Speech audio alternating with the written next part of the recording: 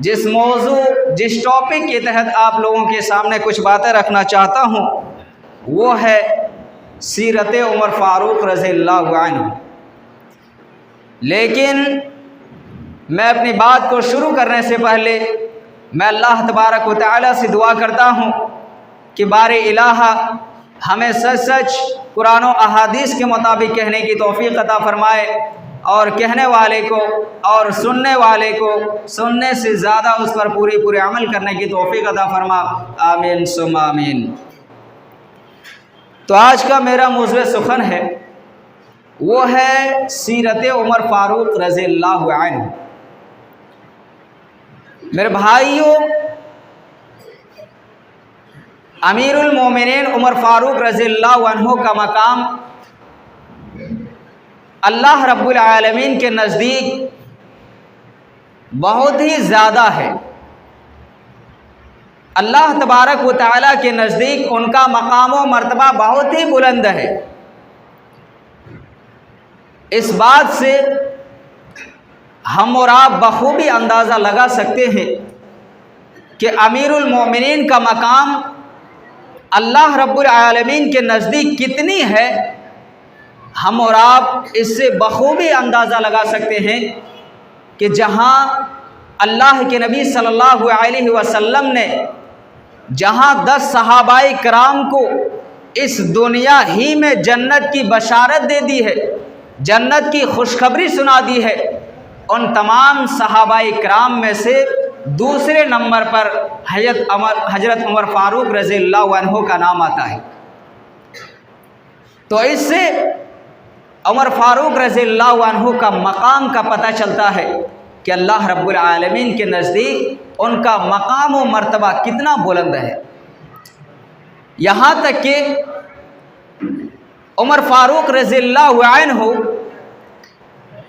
अगर अल्लाह के नबी सल्लल्लाहु अलैहि वसल्लम को मशवरे के तौर पर अगर कोई बात बतलाते तो अल्लाह तबारक व तआला उसको हुक्म के ज़रिया नाफिज कर देते, हुक्म के तौर पर उनको नाफिज कर देते। जैसा कि यहाँ बहुत सारे लोग बाहर कंट्री में रहते हैं, बाहर मुल्कों में रहते हैं और बहुत सारे लोग उम्रा भी किए होंगे, हज किए भी होंगे।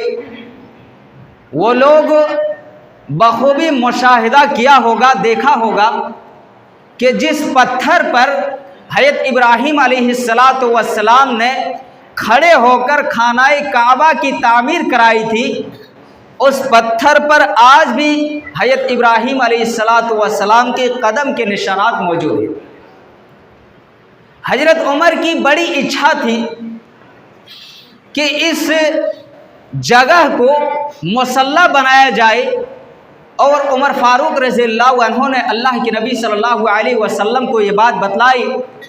चुनांचे अल्लाह तबारक व तआला ने कुरान मजीद की आयत नाज़िल फरमा दी कि वत्तखिज़ू मिन मक़ाम इब्राहीम मुसल्ला, क्या ऐ लोगो तुम मकाम इब्राहीम को मुसल्ला बनाओ। और आज लोग जब हाजी लोग खाना काबा का तवाफ़ करते हैं तो वहीं से शुरू किया जाता है। मेरे भाइयों, इससे अमीरुल मोमिनीन उमर फ़ारूक रज़ियल्लाहु अन्हु का मकाम व मर्तबा पता चलता है कि अल्लाह रब्बुल आलमीन के नज़दीक उतना मकाम कितना बुलंद है। जब तक उमर फ़ारूक रज़ियल्लाहु अन्हु इस्लाम नहीं लाए थे, मुसलमानों के लिए वो बहुत ही सख्त मिजाज के थे, मुसलमानों को परेशान करते थे, मुसलमानों को तकलीफ़ पहुंचाया करते थे।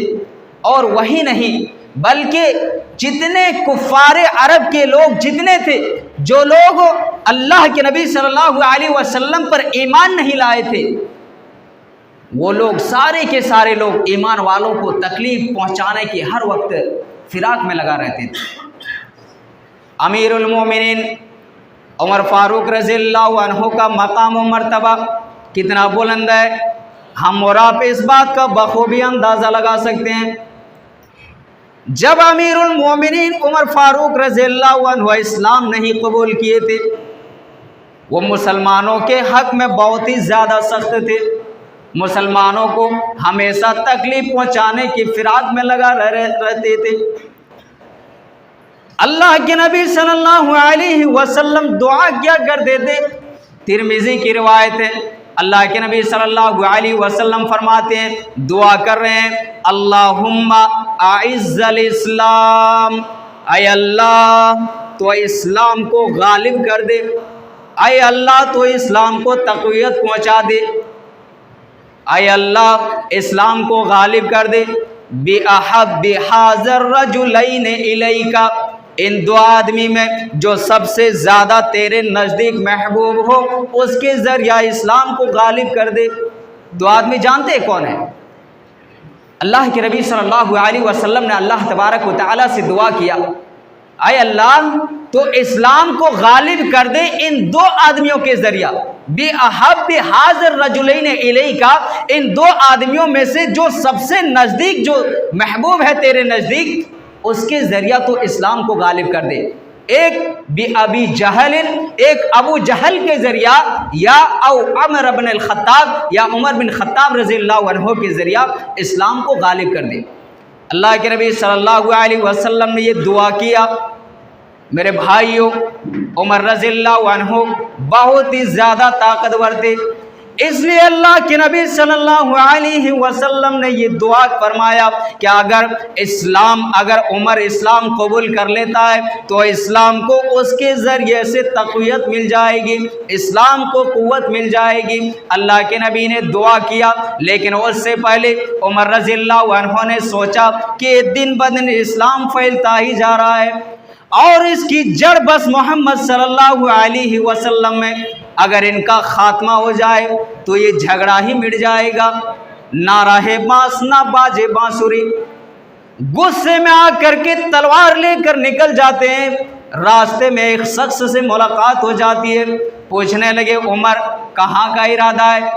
بہت غصے میں لگ رہے ہو، کہاں جا رہے ہو؟ کہنے لگے تمہارے نبی کا سر قلم کرنے جا رہا ہوں۔ دن بدن اسلام پھیلتا ہی جا رہا ہے اور اس کی جڑ بس محمد صلی اللہ علیہ وسلم میں، اگر ان کا خاتمہ ہو جائے تو یہ جھگڑا ہی مٹ جائے گا۔ وہ شخص کہنے لگے اللہ کے نبی کی بعد میں خبر لینا، پہلے اپنے گھر والوں کی تو خبر لے لو۔ چنانچہ عمر فاروق رضی اللہ عنہ اپنے گھر کی طرف پلٹ دیں، گھر کے پاس آ کر دروازے پر پہنچ کر دستک دیے۔ حضرت خباب بن عرت رضی اللہ عنہ ان کی بہن اور بہناوی کو قرآن پڑھا رہے تھے۔ جیسے ہی عمر کی آواز سنتے ہیں، پڑھانے والے خباب بن عرت رضی اللہ عنہ گھر کے اندر داخل ہو گئے کہ امیر المومنین آ چکے ہیں، عمر فاروق آ چکے ہیں، اگر وہ قرآن پڑھتے ہوئے سن لیا تو پھر ہم لوگوں کی خیر ہی نہیں ہے۔ جو قرآن پڑھا رہے تھے خباب بن عرت رضی اللہ عنہ، جو قرآن پڑھا رہے تھے، وہ گھر کے اندر داخل ہو گئے، چھپ گئے گھر میں جا کر۔ عمر فاروق رضی اللہ عنہ دروازہ کھولتے ہیں، پوچھا کیا پڑھ رہی تھی؟ کہا کچھ نہیں، ہم کچھ نہیں پڑھ رہے تھے۔ عمر فاروق رضی اللہ عنہ نے کہا کہ نہیں کچھ تو آواز آ رہی تھی، بتاؤ تم لوگ کیا پڑھ رہے تھے؟ کہا نہیں بھائی کچھ بھی نہیں، قرآن کے جو صحیفے تھے اس کو اس کی بہن نے اسے پیچھے کر کے چھپا رکھے تھے۔ اس کے بہناوی کہنے لگے عمر فاروق رضی اللہ عنہ ابھی اسلام نہیں لائے تھے، کہنے لگے اے عمر اگر ہمارے دین سے اچھا اگر محمد کا دین ہے پھر اسے قبول کرنے میں کیا حرج ہے؟ اگر ہمارے دین سے بہتر دین اگر اسلام ہے تو پھر ہمیں ماننے میں کیا حرج ہے؟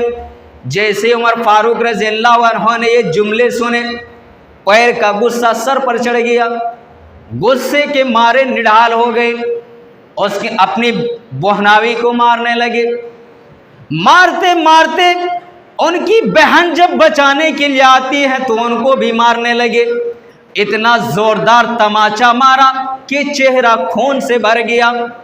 اتنے میں ان کی بہن روبدار آواز میں کہتی ہے عمر تجھے تلوار چلانے کا بڑا شوق ہے، اٹھاؤ تلوار اور ہماری گردن اڑا دو، لیکن جس اسلام سے میں جڑ چکی ہوں، جس اسلام کو میں قبول کر چکی ہوں، وہ اسلام اب ہمارے دل سے نہیں نکل سکتا۔ اشہد اللہ الہ الا اللہ واشہد ان محمد عبدہ ورسولہ۔ میں گواہی دیتا ہوں کہ اللہ کے علاوہ اس دنیا کے اندر کوئی دوسرا معبود ہے ہی نہیں، اور محمد اللہ کے بندے اس کے رسول ہیں۔ جب محمد نے جب عمر رضی اللہ عنہ نے جب یہ بے خوفی کی آواز سنی کہ میری بہن تو ڈر ہی نہیں رہی ہے، اتنے روبدار آواز میں کہہ رہی ہے کہ عمر تجھے تلوار چلانے کا بڑا شوق ہے، اٹھائیے تلوار اور ہماری گردن کو اڑا دیجئے، لیکن جس اسلام سے میں جڑ چکی ہوں وہ اسلام اب ہمارے دل سے نہیں نکل سکتا۔ عمر رضی اللہ عنہ نے کہا کہ آخر یار یہ کون سی کتاب ہے جو ان دونوں کے اندر اتنا طاقت بھر دیا ہے، اتنی ہمت پیدا کر دی ہے کہ آخر یہ کون سی کتاب ہے؟ کہ دکھاؤ یہ قرآن، دکھاؤ تم لوگ کیا پڑھ رہی تھی۔ اس کی بہن کہتی ہے ابھی تم اس قرآن کو نہیں چھو سکتے ہو، تم ناپاک ہو، اور ناپاک آدمی اس قرآن کو نہیں چھو سکتے ہیں۔ اگر تمہیں پڑھنا ہے، اگر تم سمجھنا چاہتے ہو تو پھر غسل کر کے آؤ اور اس قرآن کو پڑھو۔ چنانچہ عمر فاروق رضی اللہ عنہ غسل کر کے آتے ہیں، عربی پڑھنا جانتے ہی تھے، کچھ ہی آیت پڑھے اور ان کی دل کی دنیا ہی بدل گئی۔ کہنے لگے مجھے اللہ کے نبی صلی اللہ علیہ وسلم کا پتہ دو، مجھے محمد الرسول اللہ کا پتہ بتا دو تاکہ میں اسلام قبول کر لوں۔ ابھی تک جو شخص گھر میں چھپے ہوئے ہیں، جو قرآن پڑھا رہے تھے، وہ فوراً گھر کے باہر آ گئے۔ کہا امیر المومنین چلیے میں آپ کو لے کر چلتا ہوں۔ کہا ابھی تک تم کہاں تھے بھائی؟ ابھی تک کہاں تھے جب میں ان کو مار رہا تھا تب؟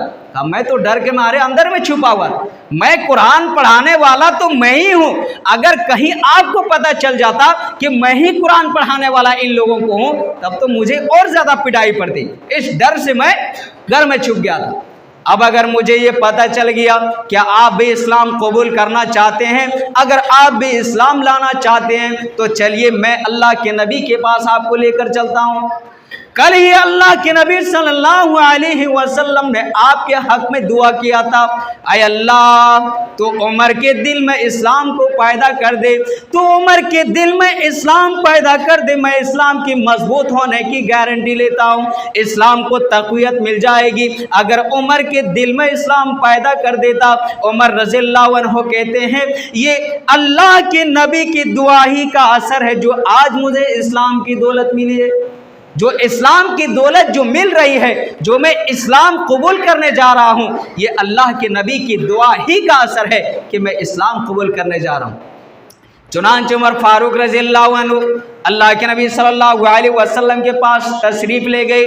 کچھ صحابہ اکرام اللہ کے نبی کے پاس بیٹھے ہوئے ہیں، دروازہ کھٹکھٹائے، ایک صحابی جا کر دیکھتے ہیں کہ کون آیا ہوا ہے، دروازے کے پاس جو سوراخ ہے اس سے جھانک کر کے دیکھا عمر فاروق رضی اللہ عنہ ساتھ میں ننگی تلوار بھی لیے ہوئے ہیں۔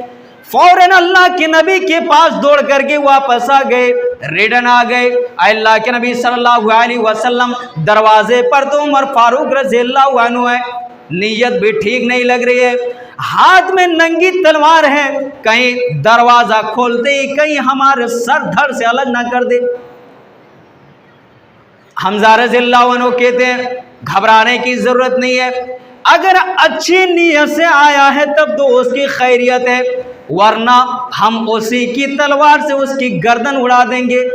چنانچہ ابو حمزہ رضی اللہ عنہ دروازے کی طرف لپکے، دروازہ کھولا، کھولتے ہی کہا عمر کس ارادے سے آئے ہو؟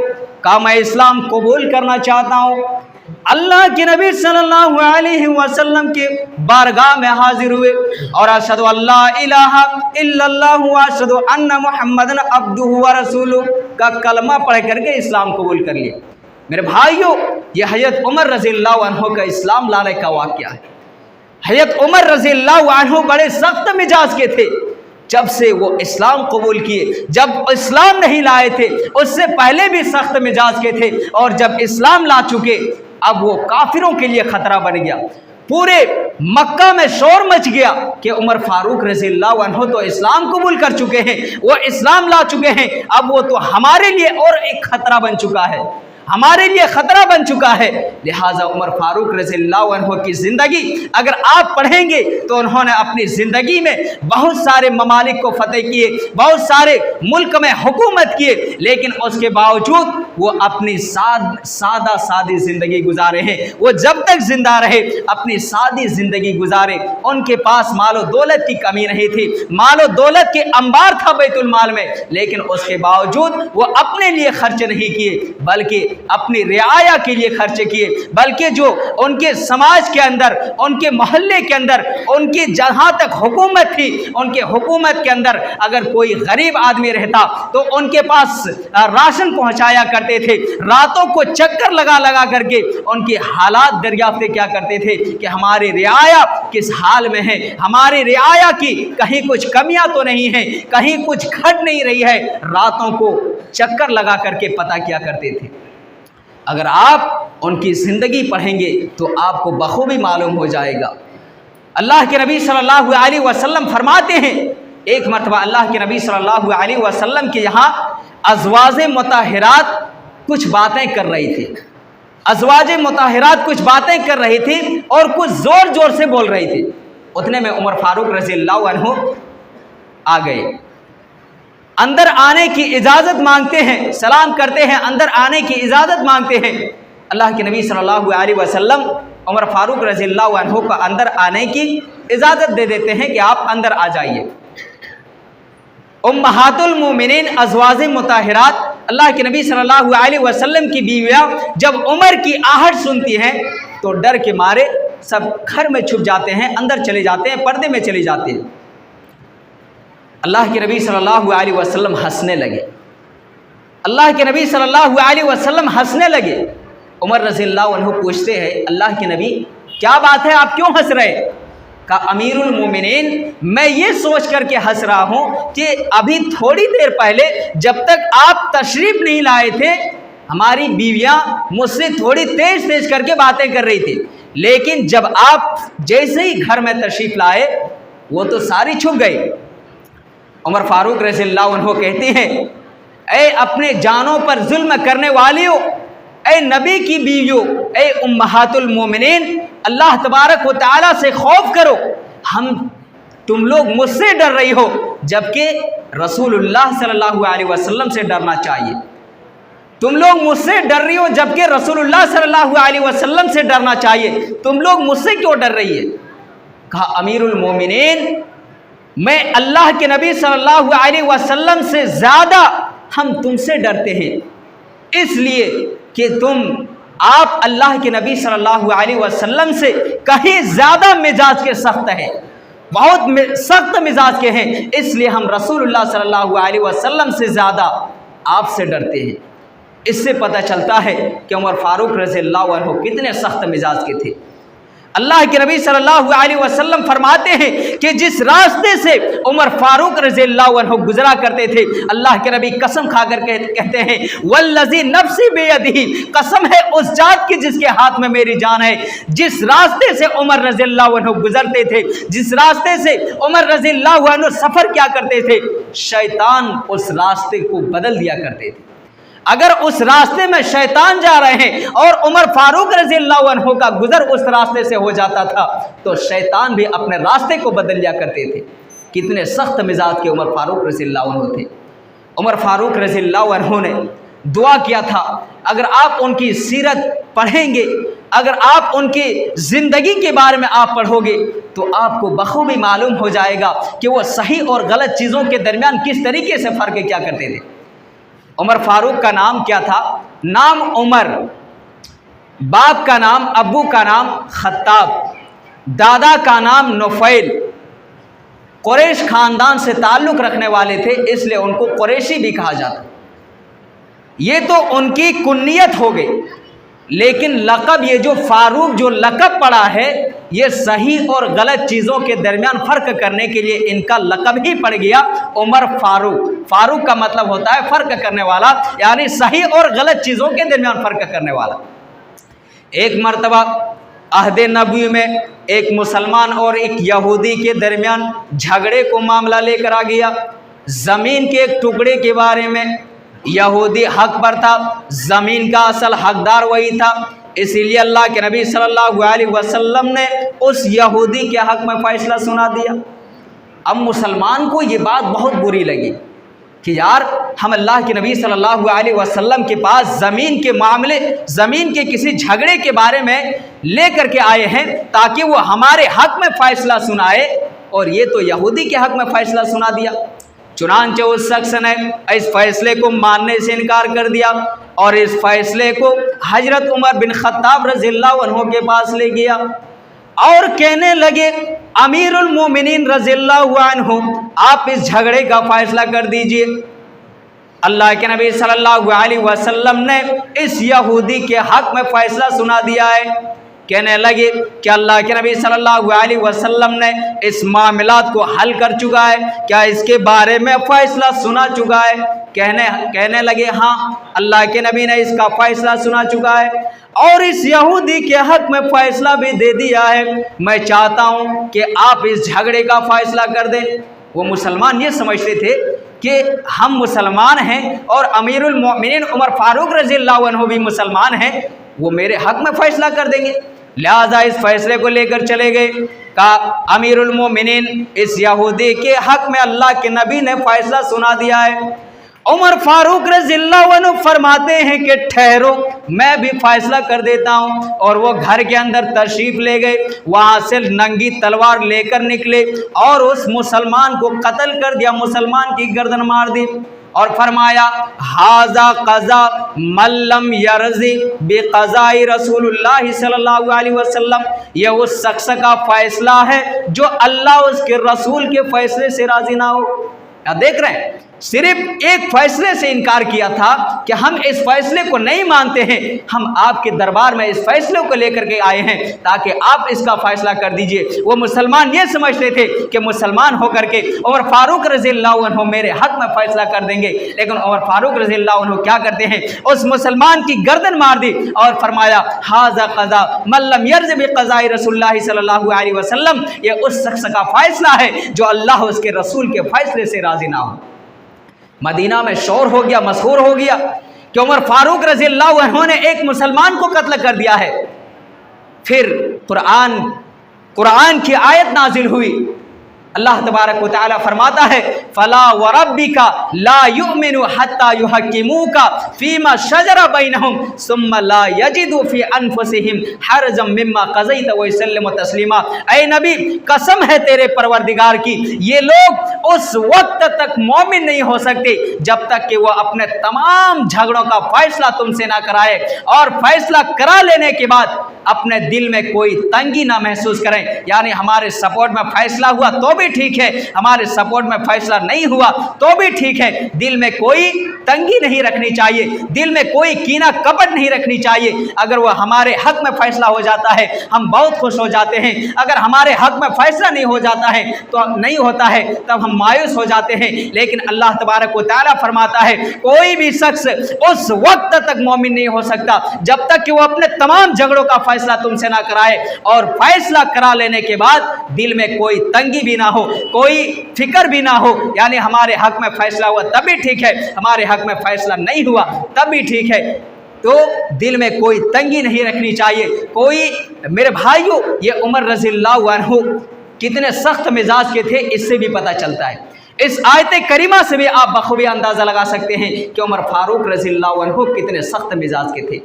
اگر آپ عمر فاروق رضی اللہ عنہ کی زندگی کو پڑھیں گے، ویسے ٹائم تو ہو چکا ہے اتنا، اور کچھ آگے تو نہیں کہہ سکتا ہوں، ورنہ آپ کو یہ بھی تھوڑا بتا دیتا کہ عمر فاروق رضی اللہ عنہ نے دعا کیا تھا کہ اللہم ارزقنی شہادتا فی سبیلک، اے اللہ مجھے شہادت کی موت نصیب فرمانا، مجھے اپنے راہ میں شہادت کا درجہ دینا، اے اللہ مجھے شہادت کی موت نصیب فرمانا، وجعل موتی فی بلد رسول اللہ صلی اللہ علیہ وسلم، اور میری موت رسول اللہ صلی اللہ علیہ وسلم کے شہر میں نصیب فرمانا۔ اللہ تبارک و تعالیٰ نے امیر المومنین عمر فاروق رضی اللہ عنہ کی یہ دعا قبول فرمائی، اور وہ شہادت کی موت مرے ہیں، وہ انتقال ہوئے ہیں تو وہ بھی شہادت کی حالت میں انتقال ہوئے ہیں۔ انشاءاللہ اگر موقع ملا تو اگلا جمعہ ان کی شہادت کا واقعہ بیان کروں گا۔ بہرحال آخر میں اللہ تبارک و تعالیٰ سے دعا ہے کہ ہم تمام مسلمانوں کو अमीरुल मोमिनीन उमर फारूक रज़ी अल्लाह अन्हु की सीरत पर, उनके नक्श कदम पर चलने की तौफीक अता फरमा। हम तमाम मुसलमानों को कुरान और अहादीस के मुताबिक अपनी ज़िंदगी गुजारने की तौफीक अता फरमा। हम तमाम मुसलमानों को 5 वक्त नमाज़ पढ़ने की तौफीक अता फरमा। इस दुनिया में जो मुसलमान परेशान हाल हैं उनकी परेशानी को दूर अता फरमा। जो बीमार हैं उन्हें शिफाए कामिल आजिल अता फरमा। जो कर्ज़दार हों उनकी कर्ज़ की अदायगी अता फरमा। और जब हमारा खात्मा हो तो ईमान की हालत में हो। आमीन। वमा अलैना इल्लल बलाग। वस्सलामु अलैकुम व रहमतुल्लाहि व बरकातुहू।